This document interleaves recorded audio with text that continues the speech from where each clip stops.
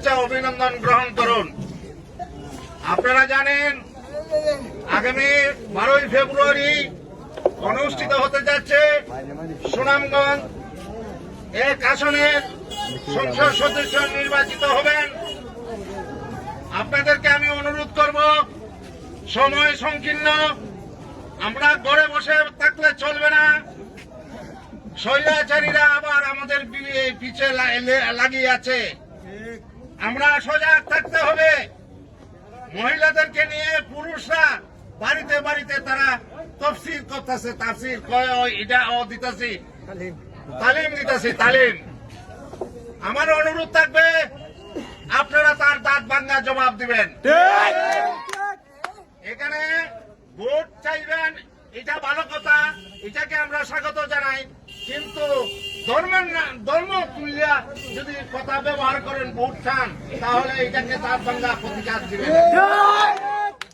সংগ্রামী সাথী ও বন্ধুরা, আপনারা জানেন রিজিকার মালিক আল্লাহ, আসমানের মালিক আল্লাহ, সব কিছুর মালিক আল্লাহ।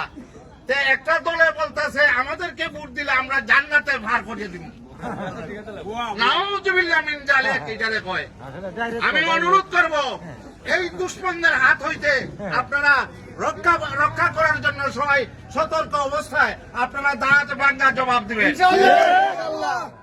স্বৈরাচারী সরকারের দূষণরা এখনো বিভিন্ন দ্বারায় আঙ্গেল হয়ে আমাদের এই ধানের শীষকে কিভাবে পরাজয় করা যায়, তারা এই ধরনের চক্রান্ত নীল নকশা চালাচ্ছে। সংগ্রামী সাথী ও বন্ধুরা, আমাদের দ্বিধাদ্বন্দ্ব সব ভুলে গেছে না, কি বলেন? ভুলে গেছে। কামরুল আজসিউল ভাই ভাই ধানের শীষে চাই। 12 তারিখে সারাদিন, 12 তারিখে সারাদিন আপনারা প্রত্যেকেই ঘরে ঘরে বাজারে বসে খালি চলবে না, ঘরে ঘরে তালিম দিবেন। কে কারে তালিম দিলে ও হবে, ভোট সংগ্রহ হবে। কথাটা বুঝছেন? আমরা অনুরোধ করব, আর মানুষের সাথে খারাপ আচরণ যাতে আমরা না করি। আমরা সবাই ভেদাভেদ ভুলে গিয়ে মন খুলে গিয়ে ধানের জন্য আপনারা কাজ করেন।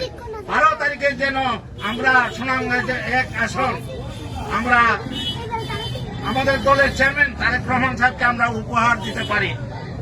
সংগ্রামী সাথী ও বন্ধুরা, আপনারা কাহারও কটু কথা বলবেন না, কারো হিট দিয়ে কথা বলবেন না, এবং মোবাইলে কাহারও খারাপ আচরণ লেখালেখি করবেন না। আমার অনুরোধ থাকবে, দুইও এখন তো আমরা সবাই এক।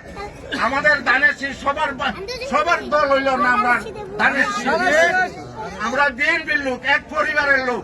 আমার অনুরোধ থাকবো, এক বিএনপির পরিবারের যদি 8জন স্বৈরাচারী সরকার, যদি স্বৈরাচারী লোকেরা যদি মন্দ বলে, তখন এটা বিএনপি যারা এক পরিবারের লোক, তারা দাঁত ভাঙ্গা জবাব দিবে। আর যারা জবাব না দিবেন, মুশকি হাসবেন, তারা বলবো যে আমরা দলের ভিতরে একটা কুচক্রী মহল আইয়া এখানে জায়গা না, কি বলবো? আমার অনুরোধ থাকবো, আগামী 12ই ফেব্রুয়ারি যাতে আমরা স্ব পরিবার নিয়ে এবং অন্যান্য ভোটারদেরকে আমরা 70-80 ভাগ ভোট কাস্ট করাইতে পারি, সেই আশাবাদ ব্যক্ত করে আপনাদেরকে আমার আবারও আন্তরিক অভিনন্দন জানিয়ে আমি আমার সংক্ষিপ্ত ধানের শীষে দিয়ে ভোট শান্তি পাবে দেশের লোক, ধানের শীষে দিয়ে ভোট শান্তি হবে দেশের লোক। আপনাদেরকে অভিনন্দন জানিয়ে আমার পক্ষ থেকে আজকের সংক্ষিপ্ত ভাষণ সমাপ্তি করলাম। খুদা হাফেজ।